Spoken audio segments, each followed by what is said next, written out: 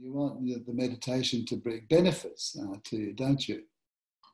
So you need to understand certain conditions that are necessary for the practice to be fulfilled, if you like, and for a real inner peace to come into the mind. Yeah.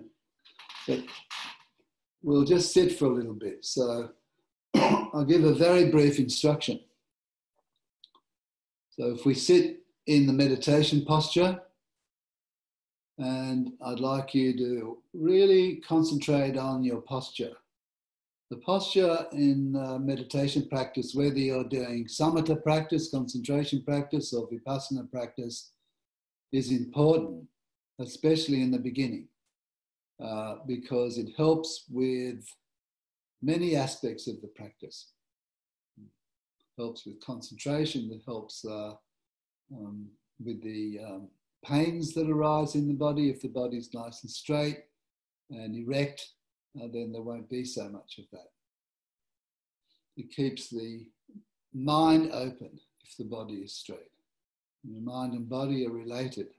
And if they're calm and tranquil, then the meditation practice can progress more easily. So trying to keep the back quite erect, the hands in the lap, the eyes closed. Just relaxing the mind and relaxing the body. When I'm sitting myself, I like to just bring the attention into the body for a few moments.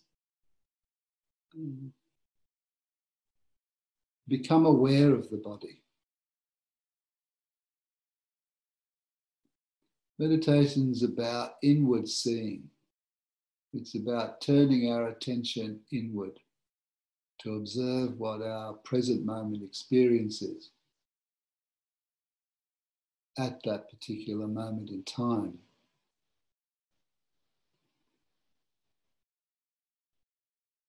If it helps, you can use a mental label of sitting, sitting, sitting, sitting. Just feel the body.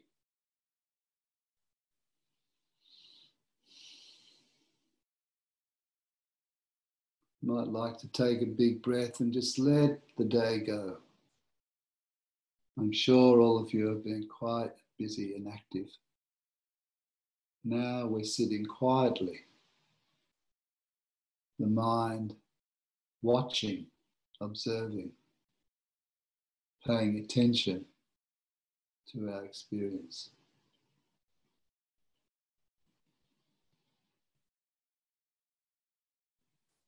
You might experience different sensations arising in different parts of the body, various parts of the body. Just follow them. If something becomes pronounced or prominent, observe it. And you may become aware of another sensation somewhere in the body that's become prominent. Observe that. Mindfulness meditation, Vipassana, is a moving meditation. It goes from one obvious object to the next obvious object. And just watches the flow of change.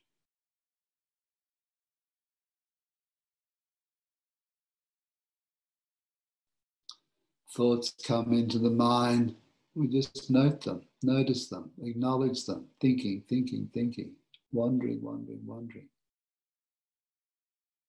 Each time they become prominent for us.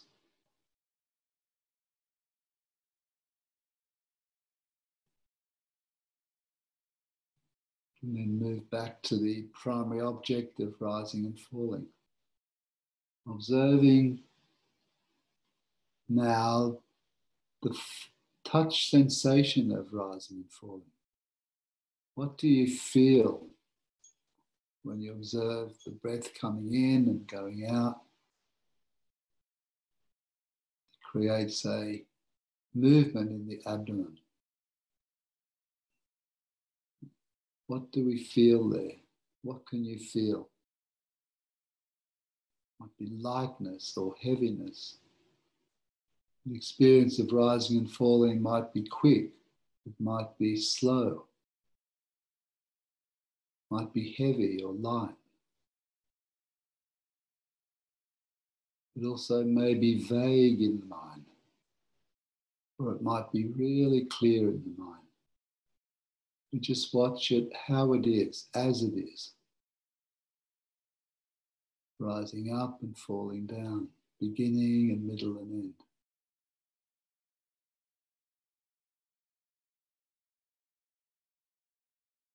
It's a natural process. We're not forcing anything. We're just watching, observing, investigating, understanding.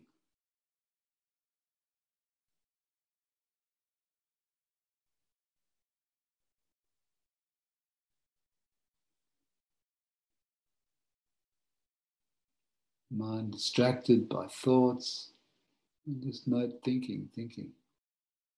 Come back again to the primary object.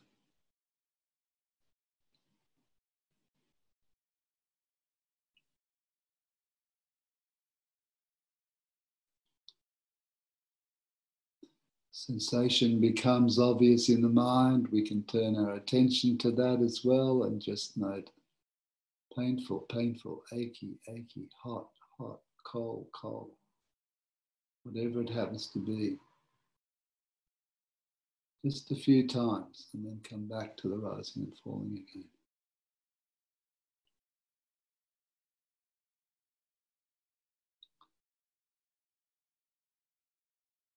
Try to notice when there's an uncomfortable sensation, we want to move all the time because of dukkha.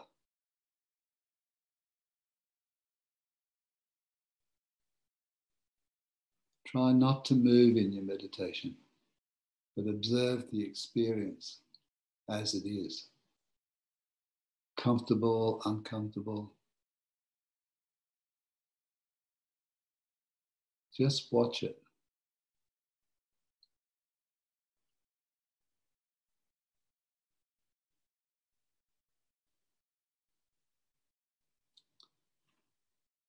As you can see, when you're sitting,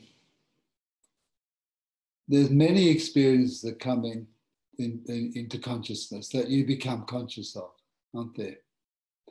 Now, the Buddha himself, he described two streams of meditation.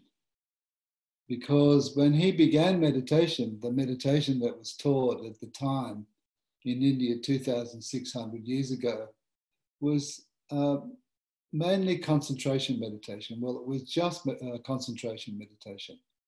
And all the different religious institutions and religions, mainly what they are practicing is a concentration meditation. And some of you, I'm sure, will have heard about these concentration techniques, which are quite wonderful in actual fact. The Buddha described 40 different techniques of concentration. Now, concentration means to be able to focus the attention onto one singular object without deviating, without discriminating, without shifting away from it. For example, mindfulness of the breath, or anapana, as it's called, is a concentration technique. Loving kindness, metta meditation, is a concentration technique.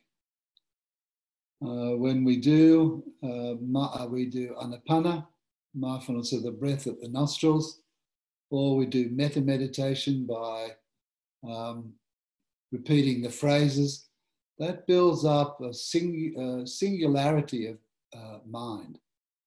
The mind can stay fixed and firm on a particular object of meditation. Those of you that have done metta meditation will probably have experienced the delights of concentration meditation. Those of you that have done anapana meditation will have experienced the delights of anapana meditation. So this focused attention is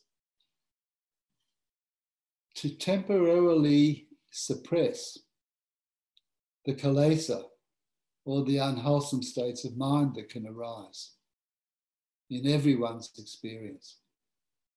So when we practice concentration meditation, we're not thinking about anything. After a period of time, it takes a long time, of course, to develop this. Is why, in the ancient times and even these times, people will go off and do long retreats. They'll sit in a cave. You need certain conditions. All the conditions need to be right for that: a suitable location, suitable food, suitable technique, concentration meditation, and a suitable object of meditation. So you can practice anapana, you can practice metta, you can practice mantra meditations, Om Mani Padme Hum, things like this. You can practice techniques like kasina meditation, which is taking a little disc, which is often painted red. You put it in about a meter in front of you, and you observe that disc as long as you can without the attention deviating from that. There was one technique. Those of you that have been to Burma, I'm sure there are some of you that have been to Burma, the Shwedagon Pagoda is very famous around the world, isn't it? It's a World Heritage listed. It's absolutely gorgeous and really, really beautiful. Sensational, really. One time, and we used to go there when I was in Burma practicing, but after the practice or before the practice, we would go there to pay respects and to have blessings by the monks, which I like very much indeed. But one time I was there, and there were these two lay yogis, and they were sitting on the pavement around the Shwedagon itself.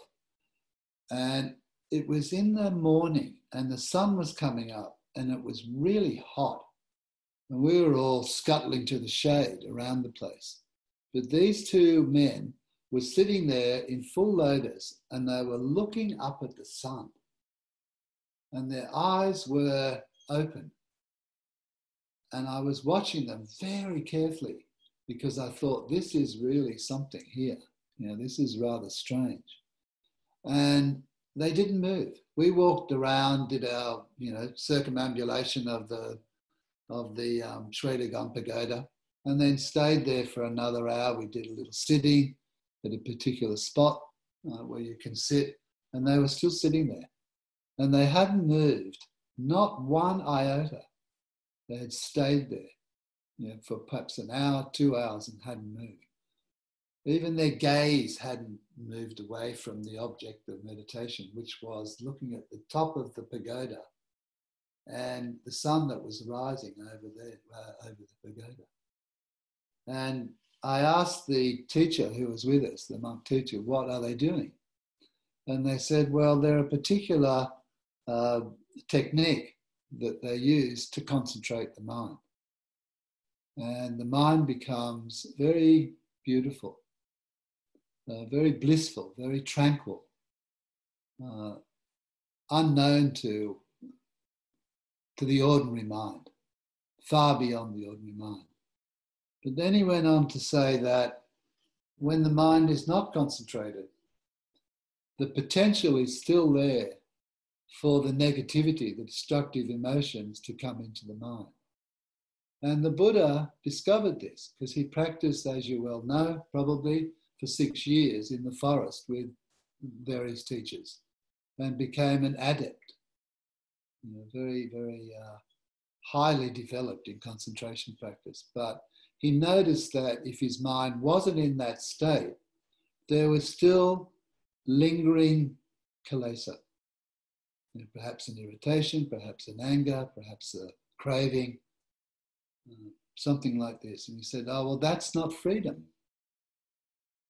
That's not freedom. And I think that's an important factor because most people think about meditation, they think about concentration meditation and the blissful states that can be realized with concentration meditation. And that's perfectly okay. If one wants to practice these types of meditations, it's perfectly okay as well, as long as one understands the difference. So this focused attention can bring the mind to great tranquility, great blissfulness of mind, for sure. But it's not going to uproot or remove the tree of suffering, that which causes suffering, which the Buddha said was our attachments and cravings. And so, on the other hand, when the Buddha sat underneath the Bodhi tree, this is what he discovered. He let go of the concentration practice, but he had the concentration practice with him. So his mind was not wavering too much, unlike us. The Buddha already had a certain amount of concentration. So when he started opening up to the possibilities of observing the mind-body process, he was able to do it quite easily. And so it didn't take him too long to become a Buddha, an awakened being, whereas it might take us many lifetimes because our minds are still distracted and still discursive in nature. The difference between concentration and mindfulness is that the concentration practice closes us down, suppresses, as I mentioned earlier, whereas mindfulness practice opens us up. The definition, as I mentioned last week, of Vipassana is to see more clearly. And people are often quite surprised that when they start doing Vipassana meditation, it's not blissful at all. In fact, it's quite the opposite. Because by opening up the mind, we're opening ourselves up to the potentials in the mind and the body. We start to see things as they actually are. And sometimes that's not to our liking.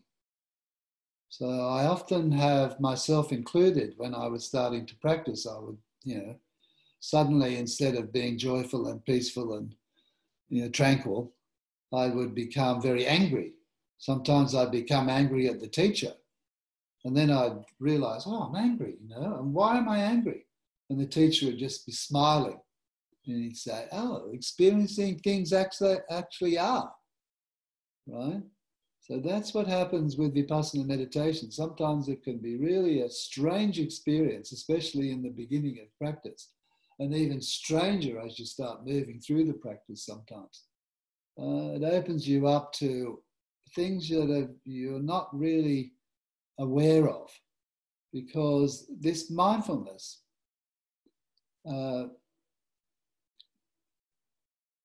you become much more sensitive to the mind-body process and to your environment, your thoughts, your emotions. It's really quite fascinating how this happens. Often I think there was a yogi a couple of weeks ago from the Hawaii retreat, and he said when I was doing the Hawaii half day, he started to say to me, I started to experience all these thoughts I thought I'd never have. Unwholesome thoughts in the mind. Why did that happen? Well, it happens because you're starting to see more clearly. You're starting to open up, the perceptions becoming clearer. It's like the body, for example. Observing the second foundation of mindfulness, Vedana. You start off the meditation practice and everything's okay for a few moments or a few minutes or 5 minutes or 10 minutes. And then suddenly you start to experience the different sensations in the body. Painful sensations, pressure, tingling, hot, cold, whatever it happens to be, aching. Does that happen to you? You can wave something, let me know. Yeah, that happens, right? It's because your perception's becoming clearer and you're actually beginning to experience how things actually are. You're experiencing at that point dukkha, the unsatisfactory nature of things. There's one Thai teacher, this woman, which I didn't have the opportunity to meet, unfortunately. I would have liked to have met her. Her name was Ajahn Nayab, Naeb. And her method of Vipassana was the four foundations of mindfulness, but the predominance was on dukkha, was on the sensations. And what she would ask her students to do was every time they shifted the posture, why did you shift? Why did you shift? Because of dukkha. And she'd ask the student to really watch and see what was actually going on, becoming more aware of what was going on. And I really liked that technique when I heard it. When you look, you sit in the most comfortable chair you could possibly find. You know, it has all the bells and whistles, you know, massage, etc., etc. But after a little while, what do you experience? Dukkha. It doesn't matter where you are, what you're sitting on. It could be a $5,000 Moran lounge or something, or it can be a mat on the floor. You're still going to experience dukkha and the changing nature of things. And this teacher, that was her technique, was asking people to observe as closely as possible. Why did they move? Observe the feeling first, the sensation first, and then why did they move? And it's a real eye-opener. Why do you scratch? Why do you change clothes when the weather is changeable? Everything we do is to escape dukkha. But with meditation practice, surprisingly to us, we have to face dukkha. That's the nature of the practice. And certainly in the beginning stages of the practice, when we're still being bombarded by the hindrances and all the painful sensations and all the painful thoughts, it can be quite striking to us. And I don't know if I should be talking about this. You might turn off straight away. Oh, more dukkha's coming. But that's what mindfulness does. And the dynamic of mindfulness, the power of mindfulness, is that it opens us up. It opens it up. It doesn't close us down. But in that, the interesting part is when we go through the process of meditation, and I keep talking to you about that it is a process. It's a process of observing the mind and body. And as we go through the path of Vipassana meditation, we have certain experiences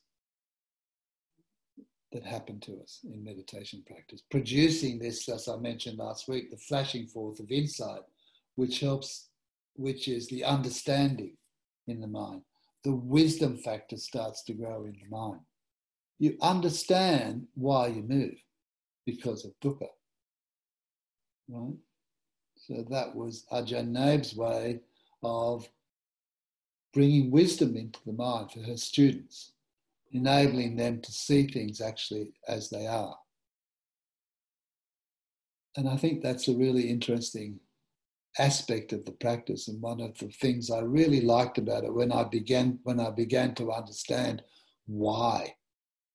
There were periods in the practice when I was first practicing, started off really easily for me, and then it went into very difficult stages, a lot of pain in the body, even and painful mind states as well.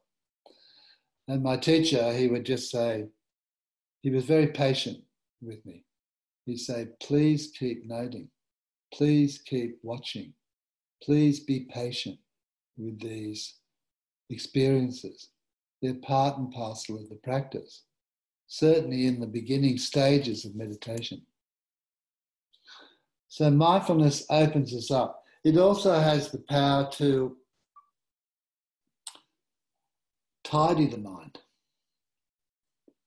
I notice, now I think it's kind of like when you look at the mind and you start to actually start observing the mind, you see, man, is this a mess in there? You know, it can become really chaotic. It's like, you know, my cupboard inside in the bedroom.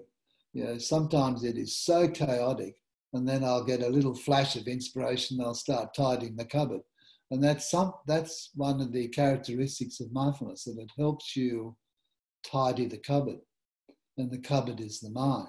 It puts everything into place. And so when you keep practicing, suddenly you'll start to know, not suddenly, but sometimes suddenly, but over a period of time, the mind becomes more tidy, you know, more able to be at peace with what's going on in the mind. So it has the characteristic of tidying the mind. One of the aspects that I really like, though, is that by itself, without one doing anything about it, mindfulness starts to work in a very natural way. It starts to kick in, if you like. It builds up an energy. There's an energy that's built up in the mind. And what happens as you go through the process of continual observation of the present moment experiences from moment to moment, you start to notice that there's a space build up in the mind. And so, but there's also a quickness builds in the mind. For example, if you're experiencing an emotional state such as anger, instead of buying into that, it's like mindfulness is activated somehow, and you're able to, it stops the anger thoughts in the mind. You know, they talk about it. Did I mention this last week? I can't actually remember. But in Abhidharma Buddhist psychology, there's something called the viti, and these are the thought moments in the mind. And these thought moments can be described, and if I was at the library, I could draw it up on a blackboard for you, on a whiteboard for you, as little bubbles, little circles, little bubbles. Bubble, bubble, bubble, bubble, bubble, bubble, like this. What mindfulness does, it acts as a spoke. It's sort of like a water wheel, the mind, you know, little bubbles going all the time, all the time, all the time. But mindfulness, when it's strong, is activated, and it's like it puts a spoke in the thought streams and gives you a space. And I noticed in my early practice that this space would develop, not only in the sitting practice, but in everyday life practice. So normally when there was an instantaneous reaction to someone or something, or what someone said or some experience, it was like there was a restraint arising in the mind. It was like a red light came up in the mind, stop. But you weren't actually doing the stopping. It happened naturally. And I think that's one of the most wonderful benefits of the meditation practice, that it gives you time. When mindfulness is strong, you might have an angry thought in the mind, a jealous thought in the mind, an irritated thought in the mind, but the time span is less than it usually is. And much more quickly, with the application of mindfulness, it can be picked up. But you're not picking it up. It just starts to happen in a natural way. In the beginning, of course, we have to apply ourselves, which is why I ask you, and the teacher gives Mahasi Sayadaw gave his method of noting, because this noting or this mental labeling keeps the object of meditation in front of us, and so we can see things more easily. So, for example, but they're training tools. You know, this mental labeling technique is a training tool. It's like a little kid trying to ride a bike, and they start off on a three-wheeler. And that's what it's like with mental labeling as well. It's such a great technique. It works so well. So every time a thought comes into the mind, what do? We note it. Thinking. Reflecting, imagination, imagining. This kind of thing. Rising, falling, lifting, placing when we're doing walking meditation. Very good. It works really well. And gradually you'll find that the discursive thinking mind, the distracted mind, starts to lessen. Say you're doing a half-hour sitting or a 1 hour sitting, maybe 90% or 95% or 99% is spent in discursive thinking. But then gradually it becomes 70%, and then 50%, and then 40 and 10. And then you'll see there's moments where the discursive mind no longer is activated. The mind becomes quiet and peaceful and clear. It just watches each and every experience coming and going. So it's quite wonderful. This practice of mindfulness meditation. But with mindfulness meditation, there's certain conditions that need to be activated. And this comes as we go through the process. They call them the 5 indriya, or the 5 controlling faculties. And these 5 controlling faculties, they actually do control, if you like, the pace of our meditation practice. When they're in harmony, the practice goes very quickly, quite smoothly. When they're not in harmony, there's chaos in there and very difficult to practice, and the hindrances take over. So I'll explain these 5 controlling faculties in a moment. But as you've all noticed, what happens in the beginning of practice? Well, the hindrances hit you, don't they? As I said, you might spend 90% of the meditation practice either thinking or wanting, or thinking about wanting, or wanting about thinking, or planning your next trip, or what am I going to buy from David Jones, or, what's online now? Maybe I should buy something, because everyone's buying something at the moment. Retail therapy is really big at the moment. So you spend all your meditation practice thinking about, maybe I can just go online, I can buy that, and that'll be nice, and then I'll be happy, and blah, blah, blah. It goes on and on. So that hindrance, the first hindrance, is something to do with sensual delight, thoughts of sensual delight, the wanting mind. And it can be quite amazing sometimes. I've known myself and other students of our teacher spending a lot of time. There was one very famous meditation teacher who planned his whole house, and he refurbished the whole thing. And he came to the teacher one day and he said, Sayadaw, I've been able to really make this really beautiful place. I'm going to put this here and that there, and there's a lamp here and a couch here. And the Sayadaw just looked and said, did you note it? Oh, no, I forgot to note it. So these sensual thoughts, these carry us away in our meditation practice and take us away from the present moment observation. But gradually they lessen, and the other ones start to lessen as well. As ill will arises, suddenly you'll be sitting there and suddenly you start having all these thoughts of ill will. Memories have come up.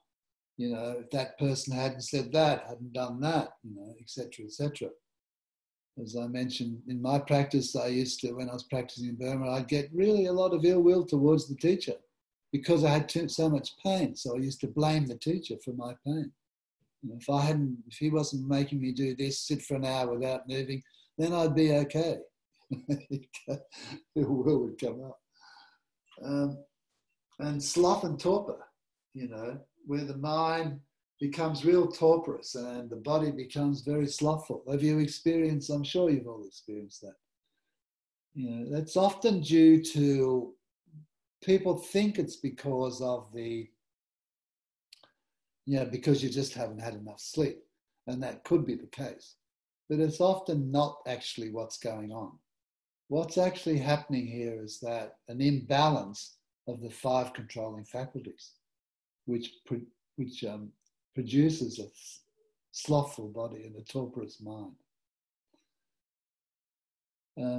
I call it the wombat mind. You just don't want to do anything, do you? When you're experiencing that, really hard to come out of sloth and torpor.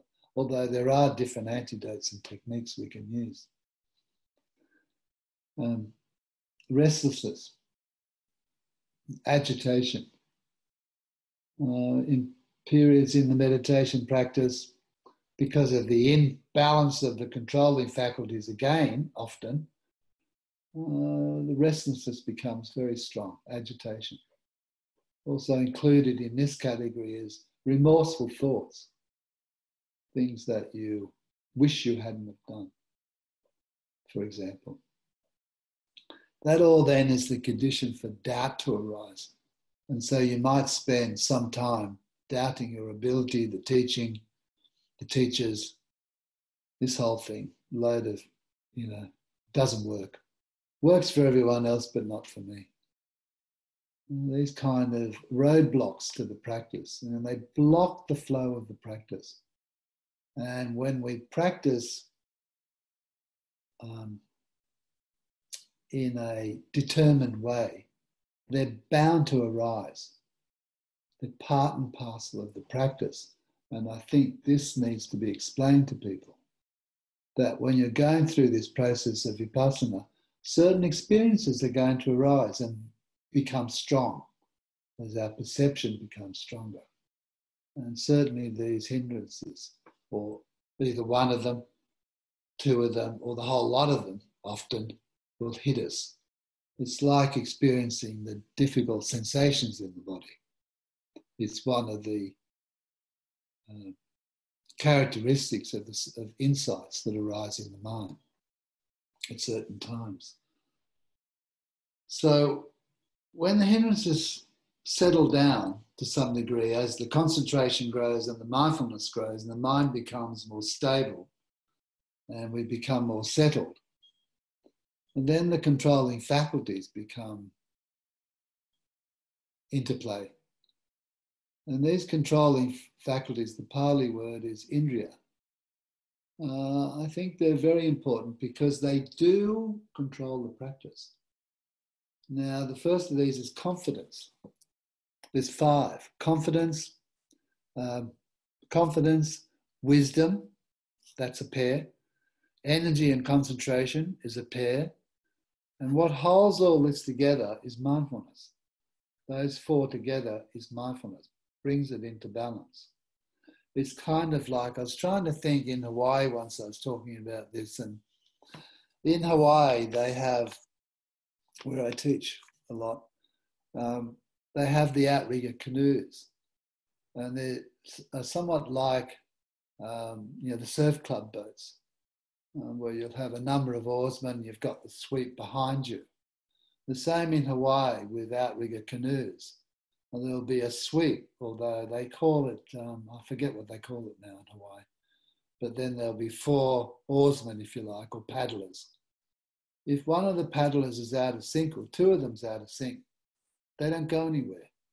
That actually happened to me. I remember someone took me out some friends took me out in an outrigger canoe once in Waikiki.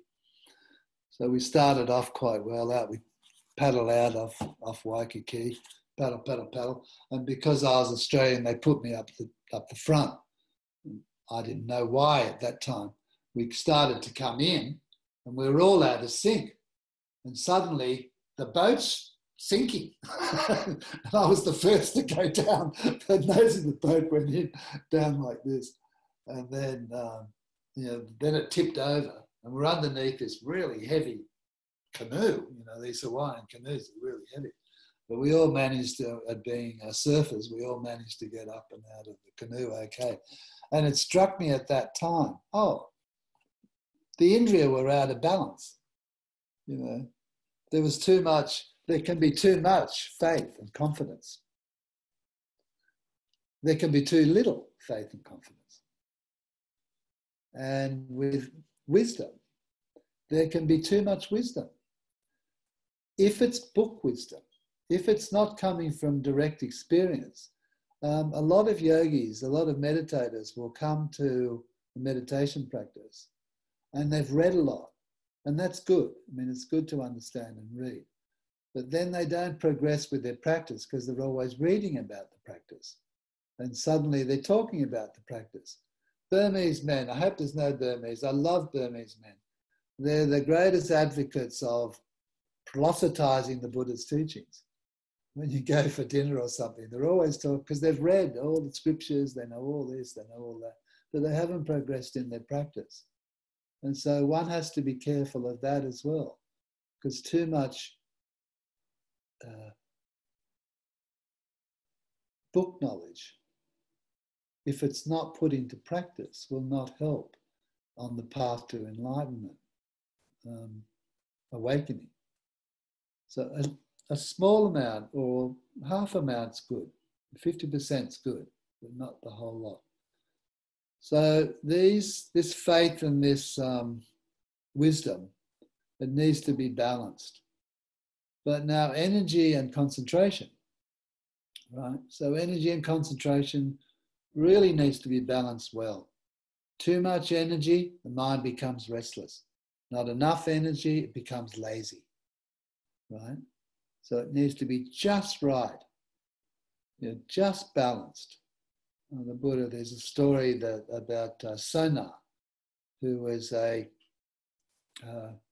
young monk at the time, and the Buddha heard from Ananda, one of his disciples, that Sona was practicing really hard. He's walking on this rocky ground, doing walking meditation, back and forth, and his feet were becoming ulcerated and bleeding. And the Buddha, due to what he'd heard and his psychic powers, knew that this was happening to Sona.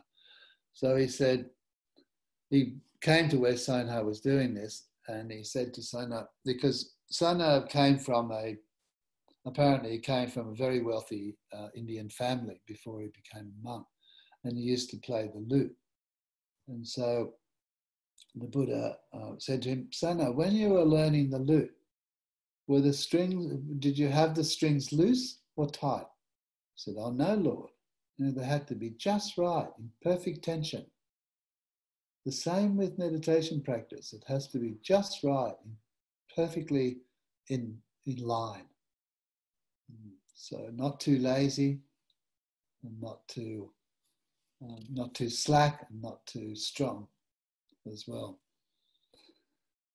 So when Sona heard this story, he stopped pushing himself too hard and just practiced the middle way, and he became an arahant very quickly.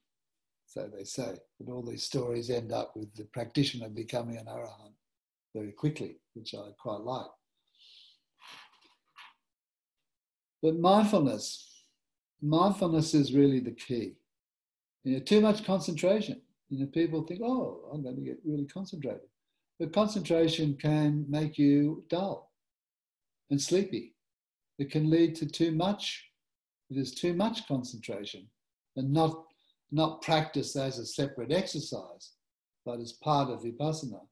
It can lead to sleepiness and dullness if it's not practiced correctly. You have to be careful of that. And mindfulness itself keeps all of this in check. Why? Because it notices. Mindfulness has the ability to notice what's happening in the present moment. And it can see very clearly, there's too much confidence here. Or there's not enough confidence, or there's too much energy, or not enough energy. Right? And it can bring things in balance, like the sweep at the back of the boat. And so it's smooth sailing to awakening, if we can get to this point. So, so these 5 indriya, all the way through the progress of insight, are there, and they need to be utilized. And it'll often be the case that when you're having interviews, if you're doing meditation retreats or you're talking with your meditation teacher, what they're doing is controlling these factors for you, or pointing out how you can move around problems by being aware of the problem itself.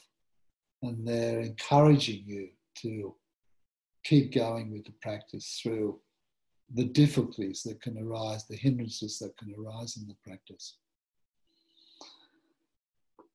So mindfulness meditation is really the key to, how would you put it,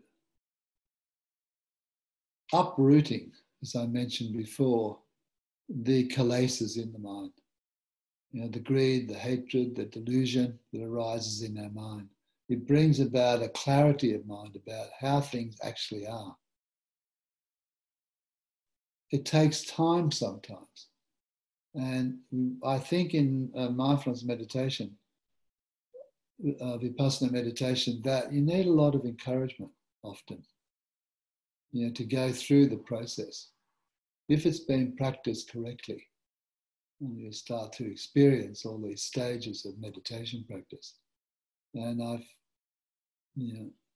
it's important that we have a community of people that understand this process that's going on and can advise and can help. But I think it's also helpful that the participant, the person that's trying to learn this meditation practice and bring it into their life, understands the process of meditation practice. That's important as well. It unfolds in a particular way. And, it's really interesting that everyone has to go through it. There's no one that doesn't go through this process. It unfolds in this way. And that's how it is. The same with the Buddha. When he was practicing, he had to go through this process until the final awakening of the mind. That's how it works. And that's why it's so dynamic, because once it gets moving, it builds up this energy or this power, as I meant, that catapults you along the path. It's wonderful. Yeah. All right, we might stop here.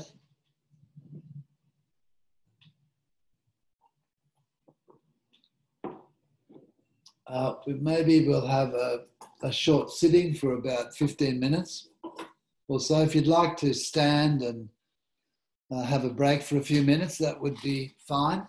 Stretch the body a little. But notice the dukkha. Why am I stretching? Oh, because I don't like it.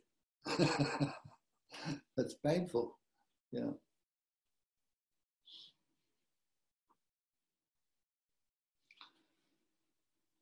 Now, what I'd like you to do in this short session, we'll have about a 15-minute sitting, is I'd like you to practice on the noting.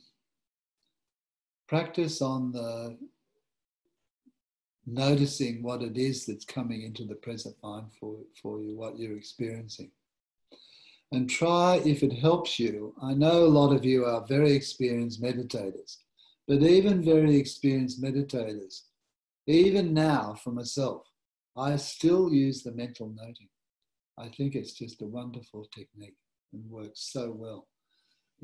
Rising, falling, sitting, thinking, painful, like this, boredom, whatever it is that's coming into the mind, hearing,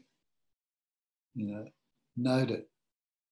The rising and falling movement is your primary object, but these other experiences become primary from being secondary. So when they become more obvious in Vipassana meditation, we notice them.